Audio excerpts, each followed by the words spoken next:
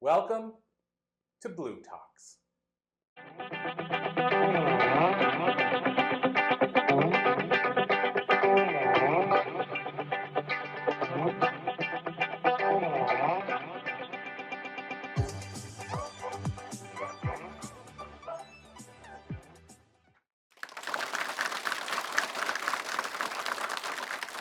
Ladies and gentlemen, welcome to bLU Talks, where we have our podcast interview today directly from MIT in Cambridge, Massachusetts. Today, I am honored to be speaking to Irina. I'm going to be honest, I'm not going to pronounce the last name. I'm going to leave that to her. Irina, can you tell us a little bit about yourself, please? Sure. So I'm a transformational coach, a founder of Reclaim Your Life, where it's all about live, dream, and grow. I'm also a podcast host for Single Parent Success Stories and Reclaim Your Life with Irina, where the whole idea is to bring back hope to people. I help women over 40 reclaim their joy, their life, by healing them from inside out, physical, emotional, mental, and spiritual. I believe we are holistic beings and we operate in all those four simultaneously. Thank you very much. Now, I know you've written a book. What inspired you to write The Gift Inside, 12 Steps to Heal Unworthiness, Brokenness, and Victim Mentality so you can find your happy?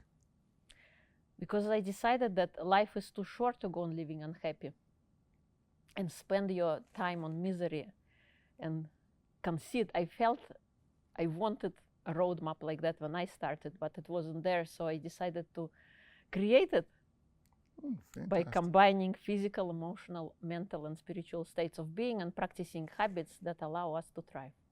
Okay. I found that we've noticed so many women lose themselves in relationships. What was the first step for you rediscovering yourself and rediscovering your happiness after so many years of putting others first?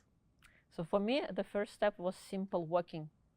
I took a walk outside of my home. I stepped over the threshold, and that was a turning point that started everything else that unfolded. When I started taking care of myself, I realized that I was worth it. There is nobody to take care of me. I got to take care of myself. And then the journey unfolded from there. Fantastic. Now, you talk about generating happiness from within. How can someone start doing that if they're feeling really stuck and exhausted? Yes. So the first thing I would say is to start practicing gratitude. And of course, it sounds weird when you are from that place, but when you start noticing on the things that are working in your life, it's so much easier to notice what else is working in your life. Sometimes we take things for granted. Things like breathing and walking, and the fact that we are sitting here with you today and we can understand each other. I used to took walking for granted until I dislocated my knee. Now a day hasn't gone by, and it has been 4 years ago that I say to my knees, thank you for walking. I know it sounds silly, it's such a trivial thing, but when you only appreciate something once it is lost. What if you start appreciating the good that you already have in your life and see how that changes? And then practicing forgiveness, forgiving yourself, forgiving the other person and the situation that you were in. Because you're not doing it for others, you're doing it for yourself so that you can step easier and take the next step forward in your life, not carrying that heavy baggage. In fact, I recommend to people start practicing forgiveness on a daily basis. Don't take conversations, struggles from yesterday into today. Treat each day as new, because each day is a gift, which is called the present. Thank you. And meditation is an inner shower of the mind, I call it. It allows you to do some brainwashing, not just feel great on the outside when you take a shower, but feel great on the inside. Okay. Can you talk to us a bit about the importance of forgiveness and why you think it's important for us to forgive? Yes. So forgiveness is important, again, because we want to go back. It's not for other people. It is for us. We don't even have to tell the other person that we have forgiven, but it allows us to step freely. It allows us to create a new beginning. When we stay stuck in the past by carrying that negative ideas and thoughts about life, it becomes so much difficult. Then our pain is all that we know. We cannot create anything new. We keep recreating the same life over and over again, sipping on the poison, hoping that the other person will get sick, but they don't. We do. So forgiving yourself, because you always operate to the best of your ability with the resources you have available. So the person you were a year ago, 6 months ago, is a totally different person who you are today. Now, looking back, you know all the answers. You have answered, opened all the doors, but back then you didn't know. So there is no point in blaming who you were. Let it go and allow yourself to create something different and new. Every day is a gift, and it is called the present. Thank you. Now, you just mentioned letting it go. I listened to one of your podcasts, and you talk about carrying a brick. Can you tell us that metaphor a little bit? Carrying a brick?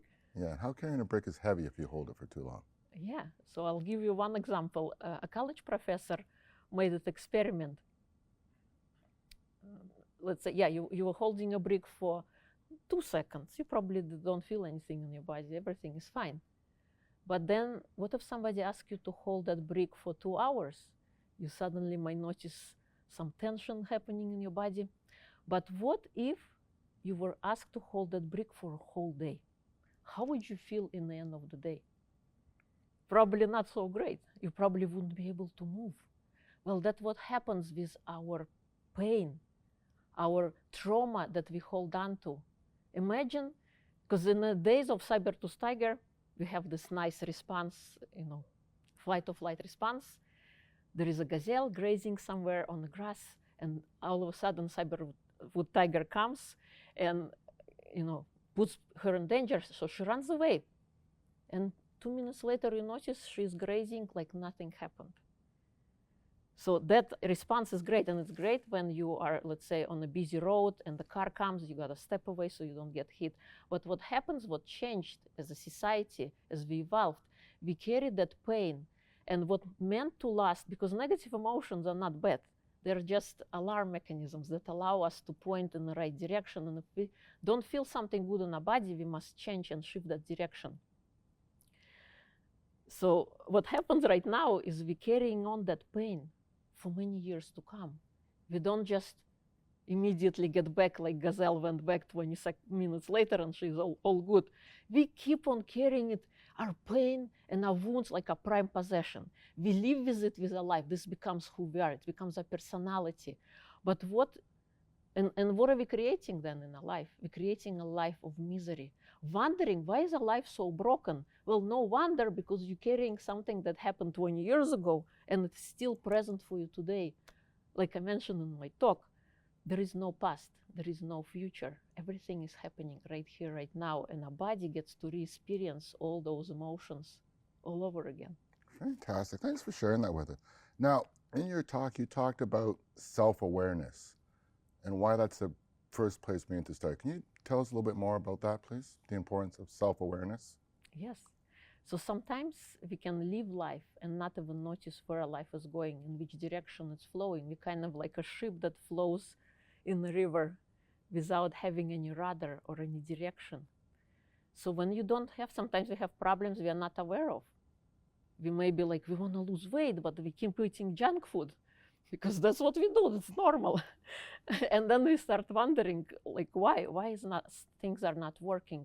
So until we pay attention and become aware of this problem, any problem, whether it is raising kids, making more money, or losing weight, we got to be aware of the problem. What is not working before we can move on?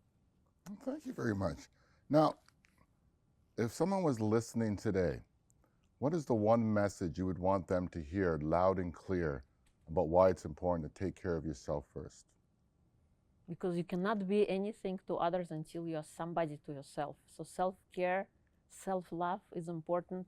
Falling in love with yourself, falling in love with your life, who the person that you are here to be, and believing in yourself, no matter what anyone says. Because their pain is not, or their dream, you were given that dream. Nobody else was. Okay. Is there anything else you'd like to share with us before we conclude our podcast for today? Thank you so much for having me. It's been a pleasure. Okay, so thank you, ladies and gentlemen, for our podcast here at MIT in Cambridge, Massachusetts. And next up, in our next series of interviews, we're going to have Mr. Davis Hahn. Thank you, ladies and gentlemen.